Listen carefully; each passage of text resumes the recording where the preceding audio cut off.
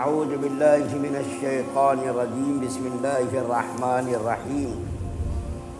قل تعالوا اتل ما حرم ربكم علیکم الا تشرکوا به شیئا وبالوالدین احسانا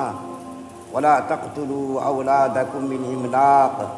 نحن نرزقكم وإياهم ولا تقربوا الفواحش ما ظهر منها وما بطن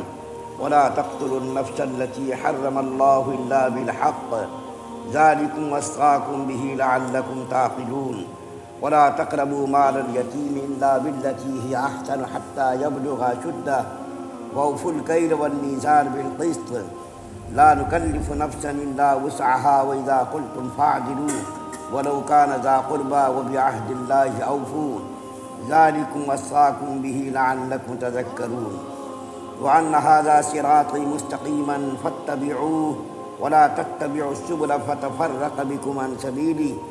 ذلكم وصاكم به لعلكم تتقون۔ آپ ان سے کہیے کہ آؤ میں تم کو وہ چیزیں پڑھ کر سناؤں جن کو تمہارے رب نے تم پر حرام فرمایا ہے، اور وہ یہ کہ اللہ تعالیٰ کے ساتھ کسی چیز کو شریک مت ٹھہراؤ، اور ماں باپ کے ساتھ احسان کیا کرو، اور اپنی اولاد کو افلاس کے سبب قتل مت کیا کرو، ہم تم کو اور ان کو رزق مقدر دیں گے، اور بے حیائی کے جتنے طریقے ہیں ان کے پاس بھی مت جاؤ، خواہ وہ اعلانیہ ہو یا پوشیدہ ہوں، اور جس کا خون کرنا اللہ تعالیٰ نے حرام کر دیا ہے اس کو قتل مت کرو مگر حق پر، اس کا تم کو تاکیدی حکم دیا ہے تاکہ تم سمجھو، اور یتیم کے مال کے پاس نہ جاؤ مگر ایسے طریقے پر جو کہ مستحسن ہے، یہاں تک کہ وہ سن بلوغ کو پہنچ جائے، اور ناپ تو پوری کیا کرو انصاف کے ساتھ۔ ہم کسی شخص کو اس کے امکان سے زیادہ تکلیف نہیں دیتے، اور جب تم بات کیا کرو تو انصاف کی بات کیا کرو، گو وہ شخص قرابت دار ہی ہو، اور اللہ تعالیٰ سے جو عہد کیا کرو اس کو پورا کیا کرو۔ ان سب کا اللہ تعالیٰ نے تم کو تاکیدی حکم دیا ہے تاکہ تم یاد رکھو اور اس پر عمل کرو، اور یہ کہ یہ دین میرا راستہ ہے جو کہ مستقیم ہے، جو اس راہ پر چلو اور دوسری راہوں پر مت چلو کہ وہ راہیں تم کو اس کی یعنی اللہ کی راہ سے جدا کر دیں گی۔ اس کا تم کو اللہ تعالیٰ نے تاکیدی حکم دیا ہے تاکہ تم اس کے خلاف کرنے سے باز رہو۔ یہ آیت آپ کے سامنے یعنی 152، 153، 154 پڑھی گئی، اور یہ مستقل کئی دنوں سے یہ تینوں آیات آپ کے سامنے پڑھی جا رہی ہیں، اور 9 چیزوں کا تذکرہ اس سے پہلے 2 آیات میں ہوا۔ پہلی آیت کریمہ میں 5 چیزیں جو حرام اللہ نے کی وہ، اور دوسری یعنی 153 نمبر میں 4 باتیں، تو 9 باتیں ہو گئیں۔ تیسری آیت کریمہ جو اس وقت پڑھی گئی 154 نمبر کی، اس کے اندر 10واں حکم اللہ تعالیٰ نے بیان کیا، وہ یہ کہ اللہ تعالیٰ فرما رہے ہیں یہ راستہ میرا سیدھا راستہ ہے۔ یہ سے مراد کیا ہے؟ مفسرین کہتے ہیں یہ سے مراد یہ قرآن پاک ہے، اور بعض مفسرین کہتے ہیں یہ سے مراد اسلام ہے، اور بعض مفسرین کہتے ہیں کہ یہ سے مراد یعنی حاضہ، اس کو انگلش میں آپ لوگ جس کہتے ہیں، اسی طریقے سے یہ حاضہ یعنی قرآن پاک مراد ہے حاضہ سے، یا تو دین اسلام مراد ہے حاضہ سے، یا تو سورہ انعام کے اندر جو احکامات اللہ نے بیان فرمائے، اور وہ احکامات کیا ہے؟ توحید ہے، رسالت ہے، اصول اسلام ہے، یہ ساری چیزیں جو بیان کی گئی اس سے مراد یہ ہے، یعنی یہ اسلام کے اصول ہیں، ان چیزوں پر جو چلے گا وہی سیدھے راستے پر چلے گا۔ تو اللہ تعالیٰ کیا فرما رہے ہیں؟ یہ میرا سیدھا راستہ ہے، یعنی نبی کریم صلی اللہ علیہ وسلم کو اللہ تعالیٰ نے جو دین دے کر کے بھیجا، جو اسلام دے کر کے بھیجا، اس کے بارے میں فرما رہے یہ میرا سیدھا راستہ ہے، اسی پر چلو، اور اس کے خلاف جو چلے گا وہ راہ راست سے بھٹک جائے گا، اس کے خلاف جو چلے گا وہ راہ راست سے بھٹک جائے گا۔ اور سیدھا راستہ کیا ہے؟ حضرت عبداللہ بن مسعود رضی اللہ تعالیٰ عنہ فرماتے ہیں کہ اللہ کے رسول صلی اللہ علیہ وسلم نے ایک مرتبہ لکیر کھینچی، صحابہ کرام کے سامنے سیدھی لکیر کھینچی، اور فرمایا دیکھو یہ اسلام کا راستہ ہے، یہ میرا راستہ ہے، یعنی سیدھا راستہ ہے، جو اس پر چلے گا وہ منزل مقصود تک پہنچ جائے گا۔ اس کے بعد پھر بازو میں کچھ لکیریں کھینچی، ایک تو سیدھی لکیر کھینچی اور فرمایا یہ میرا راستہ ہے، جو چلے گا منزل مقصود تک پہنچے گا۔ اور اس کے بعد سیدھی لکیر کے بازو میں اس طریقے سے کچھ اور لکیریں کھینچی اور فرمایا یہ دیکھو شیطانوں کا راستہ ہے، خواہشات کا راستہ ہے، نفسانی پیروی کا راستہ ہے۔ اسلام کا راستہ صرف ایک ہے، اللہ تک پہنچنے کا راستہ صرف ایک ہے۔ ضلالت و گمراہی والے راستے بے شمار ہیں، اس کی کوئی حد و حساب نہیں ہے، بے شمار راستے ہیں۔ ایک راستے پر چلو یعنی اسلام والے راستے پر منزل مقصود تک پہنچ جاؤ گے۔ اس کے خلاف جو کرے گا وہ راہ راست پر نہیں پہنچ سکتا۔ جو آدمی یہ چاہتا ہے کہ وہ اللہ کی رضا حاصل کرے، اللہ کا قرب حاصل کرے، جنت کا مستحق بنے، اس کو چاہیے کہ میرے راستے پر چلے۔ اس کے علاوہ دوسرے راستوں پر چلے گا تو وہ منزل مقصود تک نہیں پہنچ سکے گا۔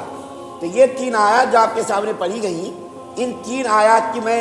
2 حدیث کے ذریعے کچھ فضیلت بیان کرتا ہوں۔ حضرت عبداللہ ابن مسعود رضی اللہ تعالیٰ عنہ، جس کا ابھی بھی ذکر آیا، بہت بڑے صحابی ہیں، وہ کہتے ہیں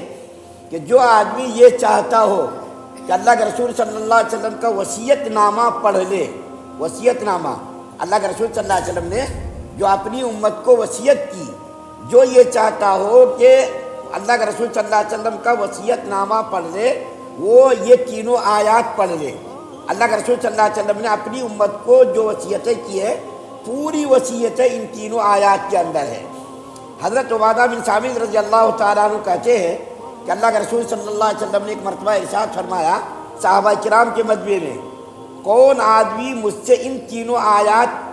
کے اوپر بیعت کرتا ہے، کون آدمی ان تینوں آیات پر مجھ سے بیعت کرتا ہے، جو آدمی ان تینوں آیات پر مجھ سے بیعت کرے گا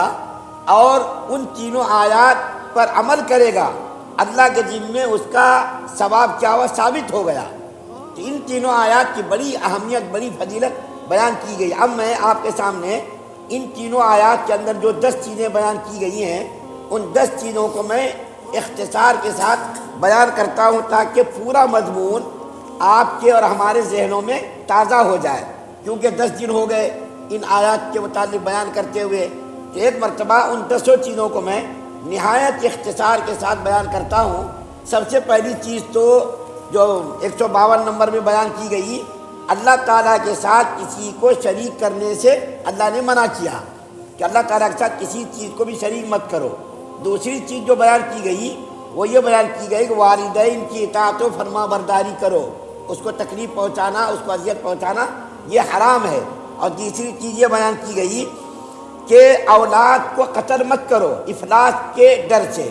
کہ یہ بچے ہوں گے تو میں کہاں سے کھلاؤں گا، اس کی پرورش کا انتظام ہوگا۔ چوتھی چیز کھلی بے حیائی ہو یا پوشیدہ بے حیائی ہو، دونوں بے حیائی کے ارتکاب سے رکو اور اس کے قریب بھی مت جاؤ،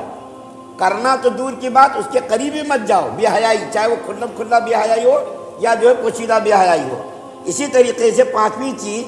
اللہ تعالیٰ نے فرمایا ناحق کسی کو قتل مت کرو، ناحق کے بارے میں نے تفصیل بیان کی۔ اسی طریقے سے 6ٹھی چیز بیان فرمائی مال یتیم، یتیم کا مال بھی مت کھاؤ، اس کے قریب بھی مت جاؤ، لیکن اچھے طریقے پر، اور اس کی وضاحت بھی میں نے کی۔ اور اس کے بعد 7ویں چیز بیان فرمائی کہ ناپ تول میں کبھی مت کرو، پورا ناپ تول۔ ایک بات جو بیان کرنے سے بیچ میں رہ گئی تھی وہ یہ کہ ناپ تول میں کبھی مت کرو۔ اس کے بعد اللہ تعالیٰ نے فرمایا لا یکلف اللہ نفسا الا وسعہا، کہ اللہ تعالیٰ اس کی طاقت سے زیادہ کسی چیز کا حکم نہیں دیتے۔ ناپ تول میں کبھی کے بعد یہ بات کہی تو میں اس کی وضاحت کرنا اس میں رہ گئی تھی وضاحت، اب میں کرتا ہوں کہ اگر کوئی آدمی ناپ تول میں حتی المقدور کوشش کرتا ہے کہ کبھی بیشی نہ ہو، اس کا حق اس کو مل جائے، لیکن اس کے باوجود بھی اگر ناپ تول میں کمی رہ جائے تو اللہ تعالیٰ اس کی غلطیوں کو معاف کر دیں گے۔ حتی الامکان وہ کوشش کر رہا کہ کمی بیشی نہ ہو، وہ دے رہا اپنے اعتبار سے صحیح دے رہا، لیکن اس کے باوجود بھی اگر ناپ تول میں کمی ہو گئی جان بوجھ کر کے نہیں بلکہ غیر اختیاری طور پر، تو پھر اللہ تعالیٰ اس کی غلطیوں کو معاف کریں گے۔ ایک اور بات یاد آ گئی اسی ضمن میں، اللہ کے رسول صلی اللہ علیہ وسلم نے فرمایا کہ اگر کسی نے قرضہ لیا اور اس کی قرضے کی ادائیگی کی نیت تھی، یہ تفصیل سے متعلق بات نہیں ہے، الگ بات یاد آ گئی، اگر کسی نے قرضہ لیا اور اس کی نیت تھی میں قرضہ ادا کروں گا، اور وہ قرضے کی ادائیگی کی نیت کر کے کچھ کوشش بھی کر رہا تھا اور اپنے طور پر جو اس سے ہو سک رہا تھا کر رہا تھا وہ، تو اللہ تعالیٰ اس کے قرضوں کو ادائیگی کی جو شکلیں ہیں اللہ تعالیٰ پیدا کر دیں گے۔ اور اگر خدا نخواستہ وہ آدمی قرضہ لینے والا مر گیا، قرضہ لے کے نیت تو تھی میں ادا کروں گا اور کوشش بھی کر رہا تھا اور جتنا ہو رہا تھا قرضہ ادا بھی کر رہا تھا، لیکن وہ بیچارہ مر گیا، تو اگر بغیر قرضہ ادا کیے مر گیا تو قیامت کے دن اللہ تعالیٰ قرض والے کو، جس نے قرضہ لیا، جس سے قرضہ لیا، اس قرض دینے والے کو اپنی طرف سے اس کو دے کر کے خوش کر دیں گے کہ بھائی دیکھو اس کی نیت تو تھی بیچارے کی، اس نے کوشش بھی کی، محنت بھی کی، اس کے باوجود قرضہ ادا کرنے میں کامیاب نہیں ہوا، اب میں تم کو دیتا ہوں، اس نے جتنا قرضہ لیا اس کے بدلے میں تم کو اتنا دیتا ہوں۔ تو ظاہر بات ہے قیامت کے دن تو ہر آدمی یہ کوشش کرے گا کہ اللہ کی طرف سے لطف و انعام اور جو ہے ہم کو اجر و ثواب ملے اور جو ہے اللہ تعالیٰ کی نوازشیں ہو، تو چاہے گا آدمی۔ تو یہ دو باتیں اس روز بیان نہیں ہوئی جسے میں نے بیان کی۔ اس کے بعد اللہ تعالیٰ فرما رہے ہیں حق بات کہنا، حق بات کہنے سے گریز آدمی نہ کرے، بلکہ حق بات کہے، کسی صورت میں بھی حق بات کہنے سے گریز نہ کرے، اور اللہ کے عہد کو پورا کرے۔ اللہ سے جو ہم نے جو ذکر کیا تھا عالم ارواح میں انسانوں نے اللہ تعالیٰ سے عہد کیا تھا اللہ کی ربوبیت اور اللہ کی خالقیت کا، تو اس عہد کو بھی پورا کرے، اور دنیا میں جو اسلام کے تقاضے ہیں، احکامات ہیں، واجبات ہیں، فرائض ہیں، ان چیزوں کو ادا کرنے کی بھی کوشش کرے۔ اور اس کے بعد 10ویں چیز جس کو میں نے کہا کہ یہ میرا سیدھا راستہ ہے، جو آدمی اس پر چلے گا وہی کامیابی کی منزل تک پہنچے گا، اور جو اس کے خلاف کرے گا وہ کامیابی کی منزل تک نہیں پہنچے گا۔ الحمدللہ اللہ تعالیٰ کے فضل سے اور آپ لوگوں کی دعاؤں سے 10 باتوں کو میں نے بڑی ہی تفصیل سے اور بڑی محنت سے کوشش سے میں نے تیاری کر کے آپ کے سامنے 10 باتوں کو میں نے بیان کیا۔ اللہ سے دعا ہے کہ اللہ تعالیٰ ہم تمام مسلمانوں کو ان تمام کہی ہوئی باتوں پر عمل کرنے کی توفیق عطا فرمائے۔